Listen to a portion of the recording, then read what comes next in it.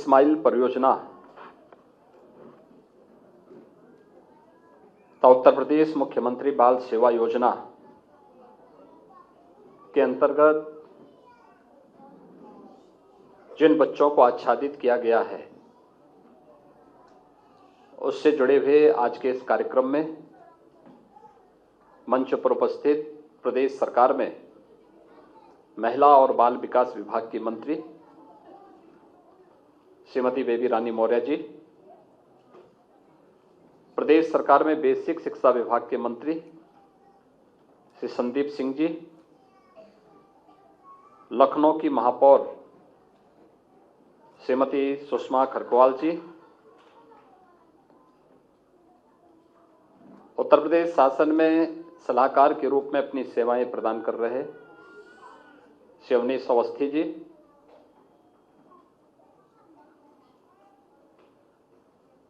नगर विकास के प्रमुख सचिव श्री अमृत अभिजात जी,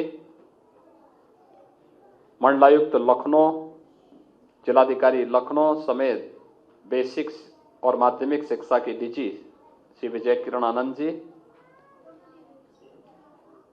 स्वयंसेवी संस्था उम्मीद से जुड़े हुए सभी पदाधिकारीगण, आज के इस समारोह में आज यहां पर उपस्थित सभी अभिभावकगण और प्यारे बच्चों,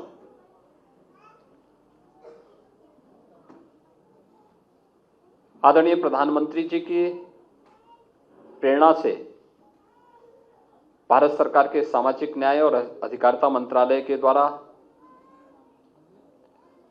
इस्माइल परियोजना प्रारंभ की गई और देश के कुछ चुनिंदा शहरों को पहले चरण में भिक्षावृत्ति से मुक्त करने के एक बड़े अभियान को हाथ में लिया गया और मुझे प्रसन्नता है लखनऊ में प्रशासन ने स्वयंसेवी समूह के साथ मिलकर के भिक्षावृत्ति में संलग्न परिवारों को और बच्चों को पुनर्वास करने के एक बड़े कार्यक्रम को आगे बढ़ाया है। आज 102 बच्चे बाल सेवा योजना के साथ जुड़ रहे हैं। इस अवसर पर लखनऊ प्रशासन को और उम्मीद संस्था को हृदय से धन्यवाद देते हुए इस पूरे कार्यक्रम के प्रति मैं अपनी शुभकामनाएं देता हूं।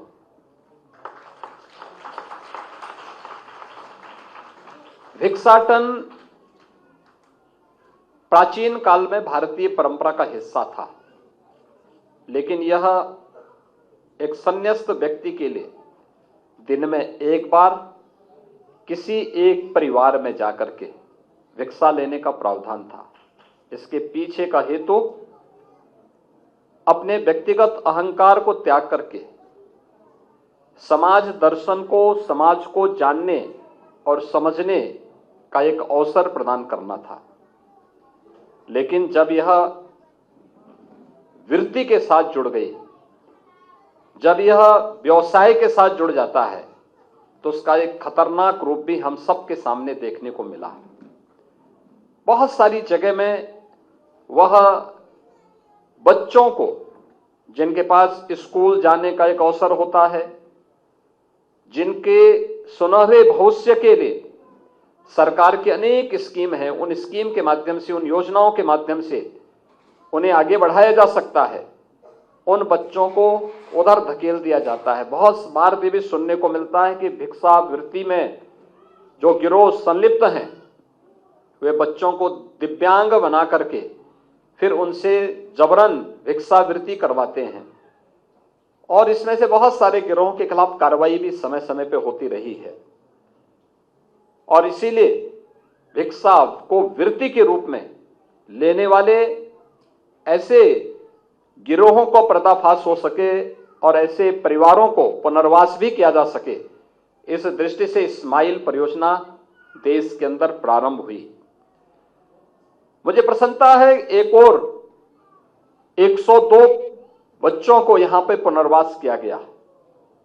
उनके मन में एक उत्साह है, उनके मन में एक तमन्ना है, उनके मन में जीवन में कुछ कर गुजरने की एक जज्बा भी है, और उस जज्बे को प्लेटफॉर्म देने का कार्य यह प्रशासन का होना चाहिए। और प्रशासन ने अपनी उन जिम्मेदारियों का निर्वहन किया, कुछ स्वयंसेवी संस्थाओं को उसके साथ जोड़ दिया। आज परिणाम हम सबके सामने है कि लखनऊ में 102 ऐसे बच्चे आज स्माइल परियोजना के साथ जुड़ करके अपने उज्जवल भविष्य के लिए एक नई लगन और एक नई परिश्रम के साथ आगे बढ़ रहे हैं। याद रखना, किसी कार्य के लिए योजनाओं की कमी नहीं है। कि जितने बच्चे यहां पर आए हैं, इन बच्चों को uniform, bag, books, sweater, shoes, socks, ये सब बेसिक शिक्षा परिषद उपलब्ध करा रहा है। ये योजना हमारी 2017 से उत्तर प्रदेश में लागू है। 2017 से हम लोग प्रदेश भर के, उत्तर प्रदेश के आज के दिन पर 1,91,00,000 बच्चों को ये सुविधा हम प्रदान कर रहे हैं। अनुमान करिए 1,91,00,000 बच्चे इस योजना के साथ जुड़े हैं। और जितने भी बेसिक शिक्षा परिषद से जुड़े हुए विद्यालयों में बच्चे एडमिशन लेंगे, उनको इस सभी प्रकार की सुविधाएं उत्तर प्रदेश सरकार देने के लिए पूरी प्रतिबद्धता के साथ कार्य कर रही है। कोरोना कालखंड में जब देश के अंदर कोरोना से सेकेंड वेव के दौरान जन हानि देखने को मिली, उस दौरान व्यापक पैमाने पे चीजें मीडिया के माध्यम से देखने को मिली कि बहुत सारे बच्चे स्कूल नहीं जा पा रहे हैं, क्योंकि उनका जो लीगल गार्जियन था, उनकी मृत्यु होने के नाते, कोरोना की चपेट में आने के नाते वे बच्चे स्कूल नहीं जा पा रहे हैं। हमने उत्तर प्रदेश के अंदर इसका सर्वे कराया था, और सर्वे कराने के बाद ये पाया कि कोरोना के कारण जो मौतें हुई, उनकी संख्या उत्तर प्रदेश भर में अगर हमने देखा तो 4,000 ऐसी संख्या थी। उनको हमने मुख्यमंत्री बाल सहायता योजना के अंतर्गत जोड़ा है। लेकिन अन्य बीमारियों से भी, उससे पहले या बाद में भी, कोरोना से नहीं लेकिन अन्य बीमारियों से जो मौतें हुई थी, वे बच्चे बच जा रहे थे। तो उनके लिए भी हम लोगों ने एक व्यवस्था बनाई, मुख्यमंत्री बाल सेवा योजना सामान्य के रूप में, जिसमें 2,500 रुपये उन बच्चों को हम लोग 18 वर्ष तक उनके भरण पोषण के लिए शासन के द्वारा उपलब्ध कराते हैं। और समय समय पर महंगाई बढ़ने के साथ वह राशि भी बढ़ती जाएगी। इस विश्वास के साथ यह प्रदेश सरकार ने प्रारंभ कराई। इसके पीछे आदरणीय प्रधानमंत्री जी की प्रेरणा थी, जो कार्यक्रम सफलतापूर्वक आज प्रदेश भर में चल रहा है। और मुझे प्रसन्नता है कि मुख्यमंत्री बाल सेवा योजना सामान्य की तर्ज पर आज इन भिक्षावृत्ति से मुक्त कराए गए बच्चों को उसके साथ जोड़ने का कार्य हुआ है। मुख्यमंत्री बाल सेवा योजना सामान्य के साथ जोड़ने का कार्य हुआ है। प्रदेश सरकार की अनेक अन्य योजनाएं हैं जिनको हम आगे बढ़ा सकते हैं, और खासतौर पर इस क्षेत्र में बेसिक शिक्षा परिषद के स्कूलों में इन बच्चों का एडमिशन कराया गया है। लगता है वहां पे इन बच्चों को अच्छे ढंग से देखभाल की जा रही है, इसलिए उन बच्चों के मन में पढ़ने का एक जज्बा भी है। आंगनवाड़ी भी वहां स्थापित हो। आंगनवाड़ी के माध्यम से भी हम 3 से 5 वर्ष तक के बच्चों को आगे बढ़ने, और उनको कुपोषित जो बच्चे हैं उनको शासन की योजना से जोड़ करके उन्हें उपयुक्त मात्रा में, कुपोषित माताओं को, बच्चों को पोषाहार उपलब्ध करवा करके उनके जीवन को अभी से हम सही मार्ग पर आगे बढ़ाने के लिए प्रेरित कर सकते हैं। प्रदेश सरकार ने अटल आवासीय विद्यालय भी बनाए हैं। 18 अटल आवासीय विद्यालय इस सत्र में प्रारंभ होंगे। ये अटल आवासीय विद्यालय रजिस्टर्ड श्रमिकों और उन बच्चों के लिए हैं जो अपने लीगल अभिभावक को खो चुके हैं। पहली से लेकर 12वीं तक उन बच्चों की निःशुल्क पढ़ाई, जिसमें सीबीएसई बोर्ड के पैटर्न पर हम उन विद्यालयों को चला रहे हैं, आवासीय विद्यालय हैं, उन विद्यालयों को संचालन इसी सत्र में हम लोग करने जा रहे हैं। और वहां पे सभी प्रकार की सुविधाएं, रहने की, खाने की, पढ़ाई की, सारी सुविधा प्रदेश सरकार वहन करेगी। और उन बच्चों को उत्तम यानी क्वालिटी एजुकेशन की जो बात करते हैं वह उन विद्यालयों में प्रदान करने का कार्य होगा। इस सत्र में 18 विद्यालय हम चला रहे हैं, लेकिन हमारा प्रयास है कि अगले 1-2 वर्षों में हम प्रदेश के हर जनपद में एक विद्यालय और फिर उसके बाद प्रत्येक विकास खंड में एक एक विद्यालय की स्थापना के कार्यक्रम को आगे बढ़ाएंगे। समस्या सरकार की योजनाओं में नहीं है। महिला स्वयंसेवी समूह, देखिए कहावत है, जहां चाह वहां राह। यहां पर जो महिलाएं बैठी हैं, मैं देख रहा था उनके द्वारा यह कहा जा रहा था कि शासन की योजनाएं यानी उनको या तो जानकारी नहीं है या हम जानकारी नहीं दे पा रहे हैं। मैं आपको एक उदाहरण बताता हूं झांसी की। झांसी में ऐसी ही कुछ महिलाएं आई थी जिन्होंने एक बार मेरे सामने इस बात को कहा था कि हमारे पास हमें कुछ कार्य चाहिए, कार्य करने के लिए कुछ नहीं है,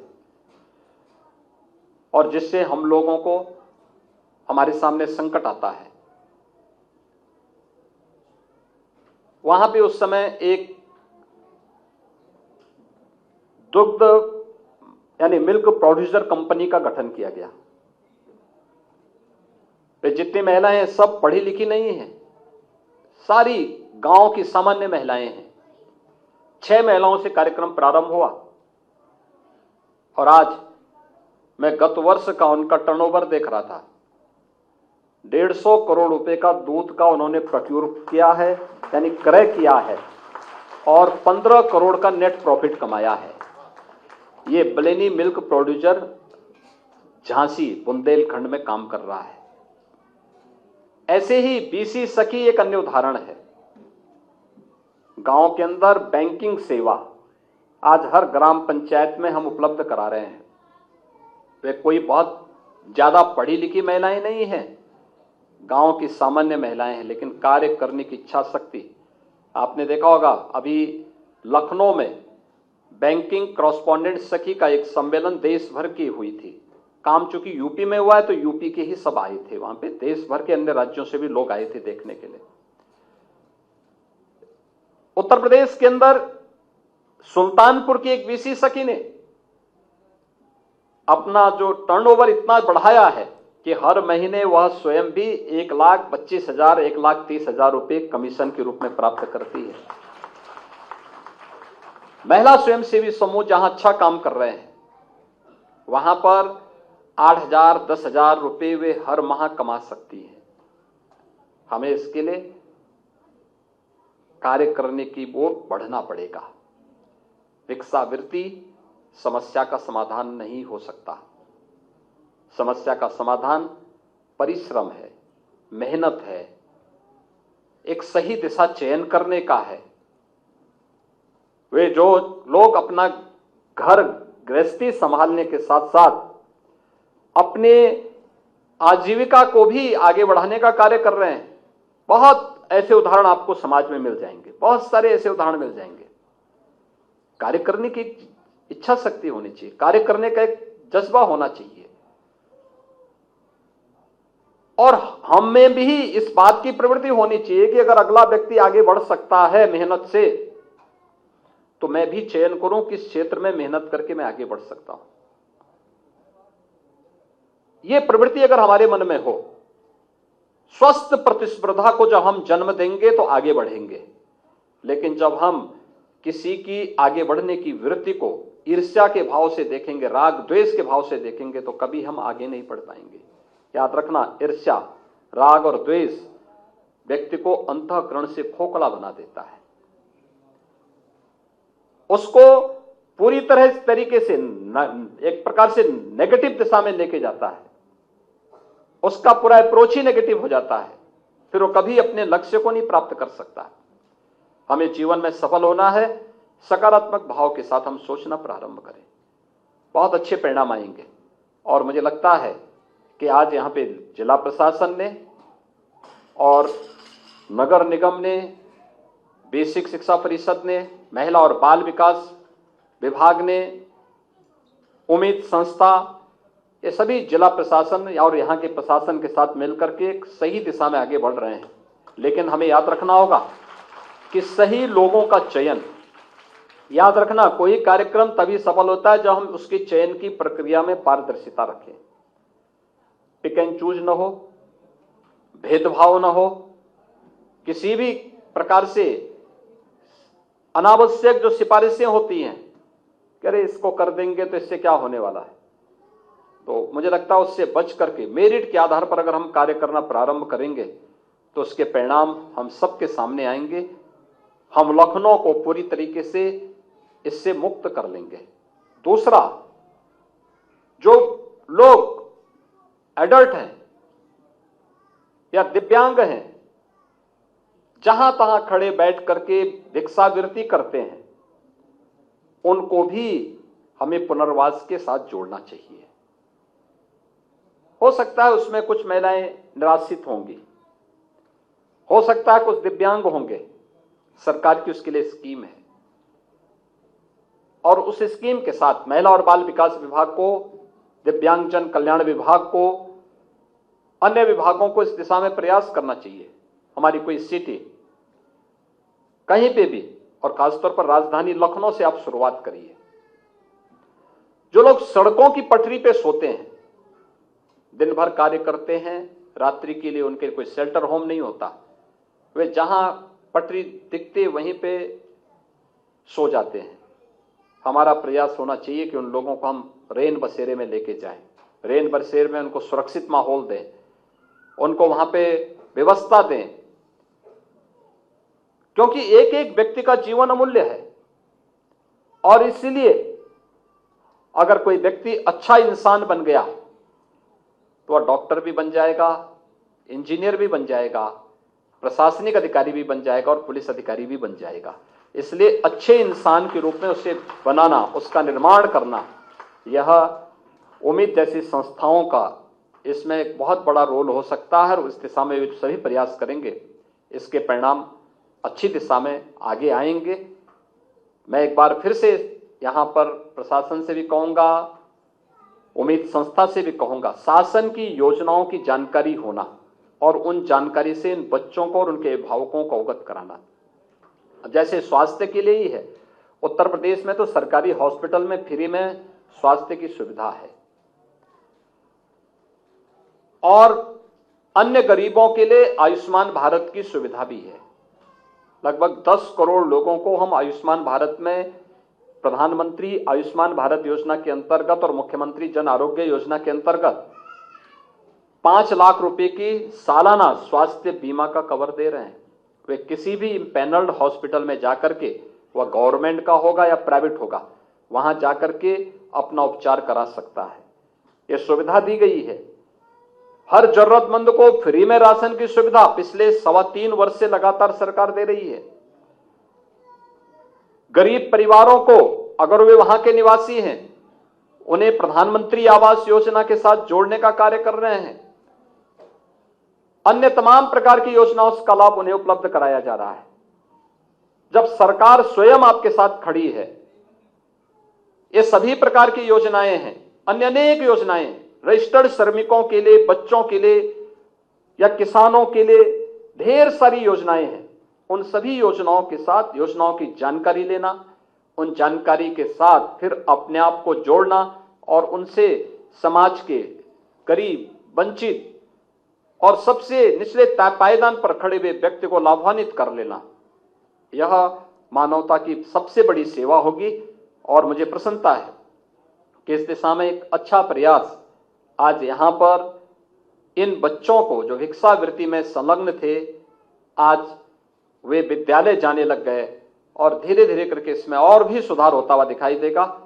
मुझे पूरा विश्वास है कि इसका बेहतर परिणति शासन की योजनाओं के साथ जोड़ना, एक सकारात्मक रुख अपनाना और कैंप लगा करके 100% सैचुरेशन के लक्ष्य को प्राप्त करने की दिशा में कार्य करना।